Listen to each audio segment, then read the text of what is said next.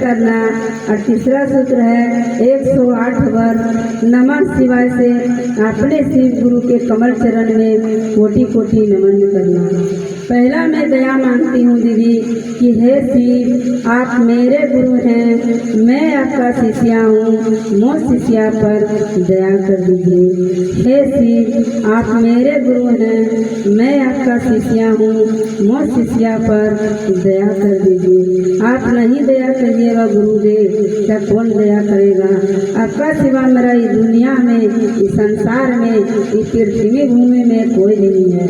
आप ही मेरा अन्न दाता है, बस्तर दाता है, जीवन दाता है गुरु। आप सुख दाता है, भाग्य दाता है, घट वासी है, आदिनाशी है, कंकर दाता है, मंत्र दाता है, वर दाता है, मोक्ष दाता है गुरुदेव। आप दया कीजिए, पूरा दुनिया से हर के आपका चरण में आए हूँ, आप मुझ पर दया कर दीजिए गुरुदेव, दया कर दीजिए। आज चर्चा है दीदी कि देखिए जहाँ से आदमी के जहाँ से सुनता है शिव गुरु के कान में आवाज़ आता है चर्चा तो जरूर जाना चाहिए।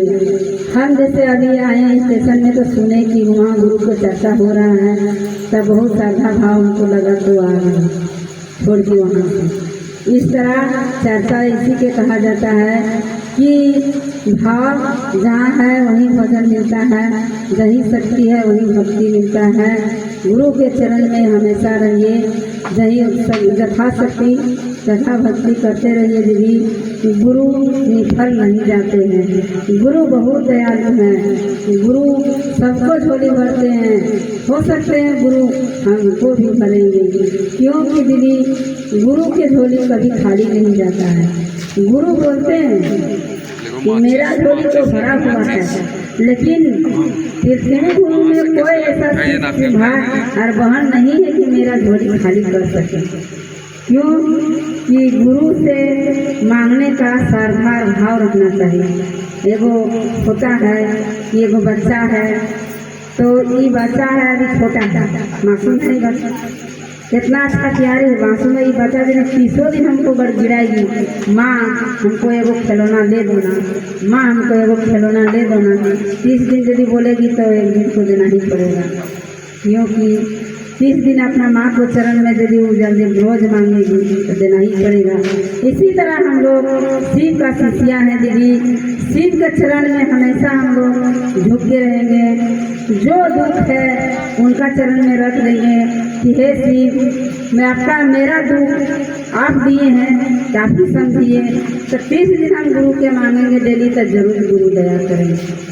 गुरु बहुत दयालु है, अविनाशी है, घट वासी है, वो आदि शक्ति है, देवों का देव महादेव है दीदी।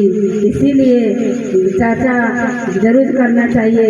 हम तो एक नहीं करके जाते हैं पावन भूमि बासुकीनाथ में कि जय शिष्य भगवान शिव के गुरु नहीं बनाए हैं, अभी भी मौका है दीदी, गुरु के बना लीजिए। आखिर जाइएगा कहाँ दीदी, गुरु के चरण में छोड़कर कहीं हम लोग का कल्याण होने वाला नहीं है।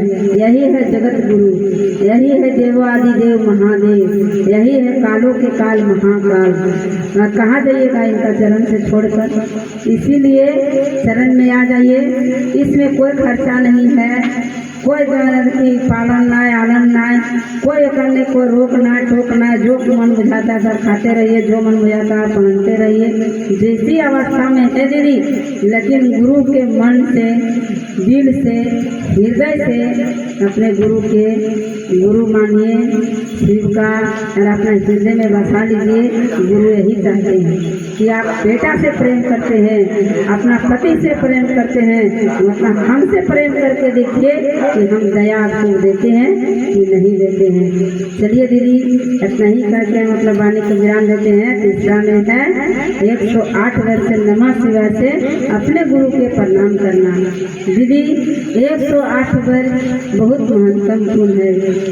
गुरु बहुत रतन चीज दिए हैं हम लोग का मानव जीवन में, यानी कि हरिंदर भैया और आनंद इंदम दीदी ने बहुत रतन की 3 गो दिए हैं। दया, चर्चा, नमन की ये 3 सूत्र है, 3 गो सीढ़ी है।